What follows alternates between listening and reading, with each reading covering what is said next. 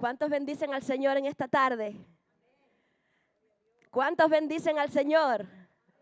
Alegres, hermano, en la presencia del Señor. Amén. Le voy a invitar que esté buscando en la palabra del Señor Mateo 7, versículos del 24 al 28.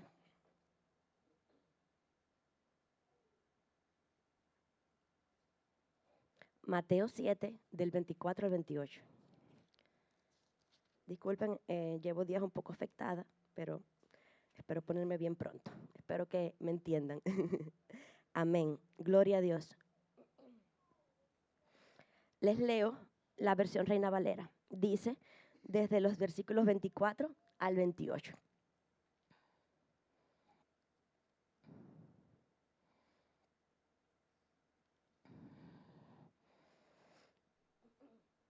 Cualquiera pues que me oye estas palabras y las hace, le compararé a un hombre prudente que edificó su casa sobre la roca. Descendió lluvia y vinieron ríos y soplaron vientos y golpearon contra aquella casa y no cayó, porque estaba fundada sobre la roca. Pero cualquiera que me oye estas palabras y no las hace, le compararé a un hombre insensato que edificó su casa sobre la arena. Y descendió lluvia y vinieron ríos y soplaron vientos y dieron con ímpetu contra aquella casa y cayó y fue grande su ruina. Y cuando terminó Jesús estas palabras, la gente se admiraba de su doctrina, porque les enseñaba como quien tiene autoridad y no como los escribas. Amén. Vamos a orar. Gracias, Señor. Tu palabra es tan buena, Señor. Tu palabra es lámpara a nuestros pies y es guía a nuestro camino. Por favor, prepara nuestros corazones para que caiga tu semilla en buena tierra y produzca frutos, Señor, en todos y cada uno de nosotros que estamos aquí en este lugar. Guíame en todo momento, porque, Señor, me someto delante de ti y que sean tus palabras y no las mías. En el nombre de Jesús. Amén y amén. Amén. ¿Cuántos trajeron sus Biblias para leer la palabra de Dios? Acostúmbrese a traer su Biblia y a leerla, porque eso es lo que le va a salvar. Amén. La palabra del Señor es lo que nos va a ayudar siempre en los momentos buenos y en los momentos malos. Estas palabras que les leo, que les leí, culminan el sermón más famoso de Jesús, que seguro usted lo ha leído varias veces, lo ha escuchado predicaciones, y se llama el Sermón del Monte. El Sermón del Monte es el sermón más famoso de Jesús, y ahí él trata, pues temas muy importantes. Si usted quiere saber en realidad de qué habló Jesús, que era tan importante, pues léaselo, porque está muy bueno, y las palabras que el Señor dice están bien conmovedoras para nuestras vidas. Amén. Pero en esta palabra que se llaman los 2 cimientos, Jesús culmina este sermón de 3 capítulos, capítulos 5, 6 y 7, diciéndole, porque el que oye todas estas palabras que yo estoy hablando y las hace, le voy a comparar a un hombre prudente que edificó su casa sobre la roca. Pero el que las oye y no las hace, le compararé a un hombre insensato, a un hombre necio que edificó su casa sobre la arena. Y se ve que vinieron ríos, vinieron tormentas, inundaciones, y la casa del hombre sabio se mantuvo firme porque tenía un cimiento, y la casa del hombre necio cayó porque no tenía cimiento firme. Jesús está hablando de los que oyen su palabra. La palabra caía igual para todos, era la misma semilla, hermanos. Jesús hablaba lo mismo para todas las personas, pero ¿qué pasó? La palabra no caía en la misma tierra, caía en diferentes tipos de terreno y entonces no daba fruto. Pero el problema mayor es que aquí está hablando de 2 tipos de personas, de los que oyen la palabra y la obedecen, y de los que oyen la misma palabra y no la obedecen. Y entonces Jesús lo ilustra, como se lo acabé de explicar, con estos 2 hombres. Cabe decir que, si usted se da cuenta, las calamidades son iguales para ambos. Si usted escuchó lo que yo leí, usted ve que dice que ambos tuvieron tormentas, ambos tuvieron tempestades, ríos, inundaciones, ambos las tuvieron, el hombre sabio y el hombre insensato. Las dos casas recibieron azotes, pero una cayó y la otra se mantuvo firme. ¿Por qué? Y yo me preguntaba cuando yo reflexionaba en mi mente acerca de este texto, Señor, pero ¿por qué? ¿Acaso el hombre necio no sabe que las casas no se construyen así?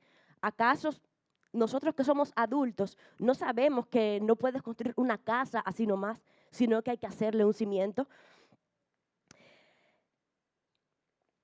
Pero eso es lo que pasa, hermano, porque aunque seamos adultos y lo sepamos, cometemos muchas veces el mismo error porque nos enfocamos en una casa lujosa, en una casa grande, pero no estamos viendo lo más importante, que es lo que nadie ve, y son los cimientos. Porque usted y yo corremos el riesgo, por supuesto, como Jesús está hablando de casas, de pensar que se refiere a una casa, pero Él se está hablando de nuestras vidas.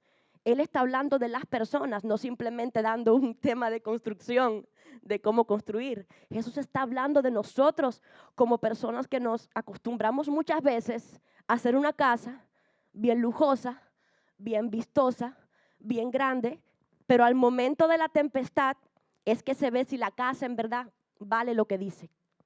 Porque podemos ver una casa muy linda, usted le ve un precio bien alto y uno dice, wow, ¿y los valdrá? Pero en el tiempo de la prueba, en el tiempo de la tribulación, amén, es lo que Jesús está diciendo, en el tiempo de las tormentas, de los vientos, de los ríos, de los azotes, en realidad se va a ver si nuestra casa, si nuestra vida está firme en el Señor, si nuestra confianza es solamente Cristo. Porque cuando usted y yo no tengamos nada más que a Dios, es que nos damos cuenta que lo único que usted y a mí nos hace falta es Dios. Por eso Dios permite que muchas veces vengan tormentas tan fuertes y crisis tan fuertes que decimos solamente un milagro de Dios, para que nos demos cuenta que solo firmes en el Señor, tu casa, tu familia, mi familia, puede sobrevivir. Amén. Gloria sea al Señor. Dice el Salmo 31, 3, dice la palabra del Señor. Le voy a leer 3 versículos para que usted y yo entendamos que nuestra casa, que esta casa de la que Jesús está hablando es nuestra vida y que tiene que estar fundada ¿sobre qué? ¿Sobre qué dijo Jesús que tiene que estar fundada la casa? Sobre la roca. Dice la palabra del Señor en el Salmo 31:3, porque tú eres mi roca y mi castillo, por tu nombre me guiarás y me encaminarás. Dice el Salmo 62:6, el primero dice, porque tú eres mi roca y mi castillo, y el Salmo 62:6 dice lo siguiente, Él solamente es mi roca y mi salvación, es mi refugio, no resbalaré. ¿De quién estamos hablando? ¿Quién es la roca? Construir nuestra casa sobre la roca es construirla en un lugar residencial, en un barrio muy bueno.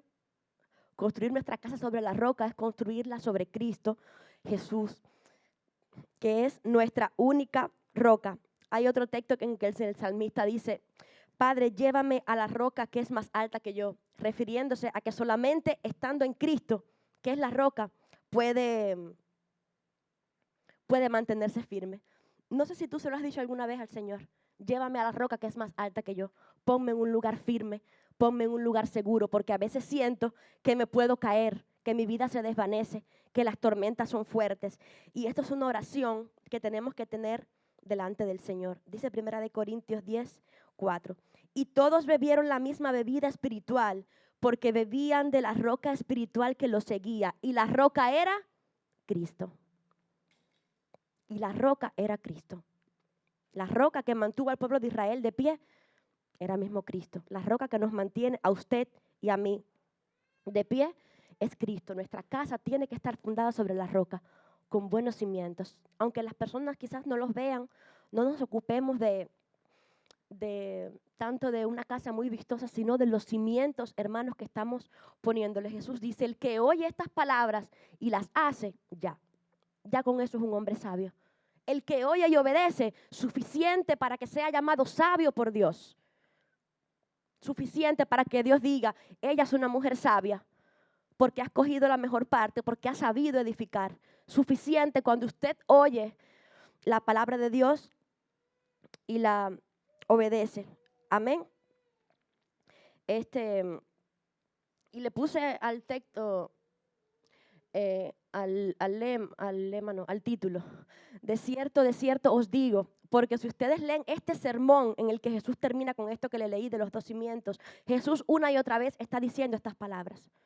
De cierto os digo. Una y otra vez Jesús está diciéndoles, de cierto os digo, para remarcar la importancia de lo que Él está diciendo, que no son palabras vanas, que no son palabras vacías, son las palabras que nos van a salvar, son las palabras que cuando estemos delante de Dios, pues es por lo que tenemos que dar cuenta si obedecimos a Dios. Son las palabras que nos van a salvar, la palabra de Dios. Y entonces Jesús, cuando dice este sermón, constantemente está diciendo, de cierto os digo, de cierto os digo, como diciendo, hay verdad en mis palabras, no hay mentira en mis palabras. Y termina contando esta ilustración de los 2 cimientos para mostrarnos la importancia de lo que Él está diciendo. Amén. Quiero hablarte rápidamente de 3 reyes en la historia del pueblo de Israel que fueron aconsejados por Dios, recibieron palabra poderosa de Dios y no obedecieron la voz de Dios, no siguieron el consejo de Dios y tuvieron trágicas consecuencias. Fueron reyes que reinaron ahí muy pegaditos. Te voy a hablar en primer lugar de Salomón, de manera muy rápida. Usted sabe quién era Salomón. Fue la persona más sabia que ha existido. Y yo me hago una pregunta. ¿Acaso se le podrá aconsejar algo a un hombre tan sabio? ¿Se le podrá aconsejar algo a una persona tan sabia como Salomón? ¿Oirá consejos a alguien tan sabio? Porque Salomón comenzó bien, ¿no es así? Comenzó buscando a Dios, comenzó adorando a Dios, construyó el templo, construyó su casa, hizo un templo precioso de oro, todo lo que le puso para poner el arca y comenzar los sacrificios y los tiempos de adoración al Señor. Pero ¿qué pasa con Salomón? Salomón tuvo muchas mujeres que le apartaron su corazón de Dios. Salomón comenzó muy bien, pero no terminó muy bien, porque esas mujeres apartaron su corazón porque no eran cualquier mujeres, eran princesas de países paganos que llevaron a Salomón a ser dioses falsos. Y lo lindo de todo, el punto de todo, es que Dios lo corrigió. Es que Dios se lo dijo, si te apartas de mí, vas a perder el reino. Si te apartas de mí, no les va a ir bien. Y Salomón fue corregido por Dios. Y Salomón oyó la voz de Dios. El hombre más sabio oyó la voz de Dios. ¿Seremos tan sabios como para obviar lo que Dios nos está diciendo? Y esto le pasó a Salomón. Dios le dijo, si tú no te arrepientes y si tú no te mantienes fiel a mí de todo corazón, yo voy a arrancar el reino de ti. Porque ese reino te lo di yo para que guíes a mi pueblo, no para que lo acabes de alejar de mi presencia. Y eso fue lo que Salomón tuvo. No lo hizo Dios en los días de Salomón por amor a David. Únicamente por amor a David. Pero cuando Salomón murió, se perdió el reino. El reino se dividió. ¿Y usted sabe quién comenzó a reinar? Su hijo Roboam. ¿Qué pasó con su hijo Roboam?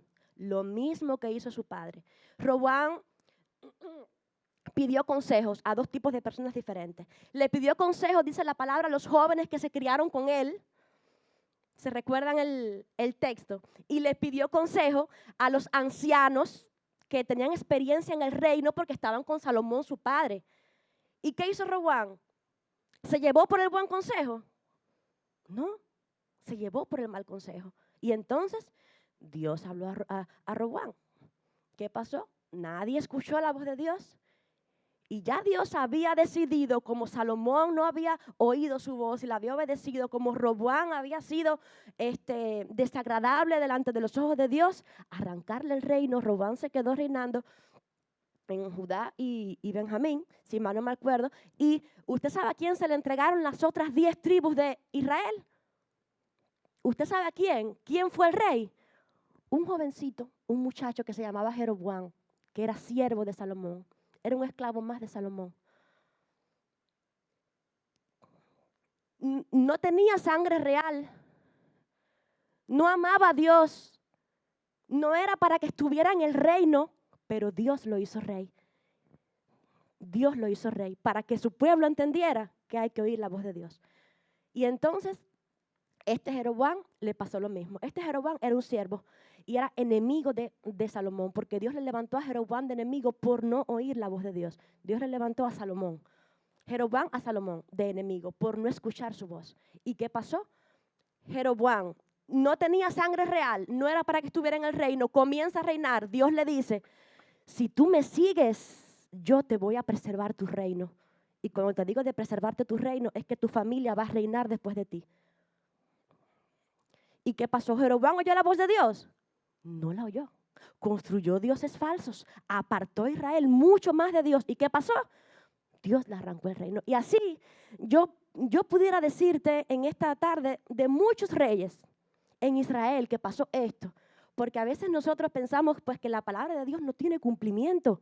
Y cuando usted y yo leemos la Biblia decimos, tiene cumplimiento. Dios no es ciego, Dios no es sordo, Dios sabe. Pero te voy a hablar de un rey que a mí su vida me ha impactado mucho y me ha gustado mucho. Y fue un rey que nació años después.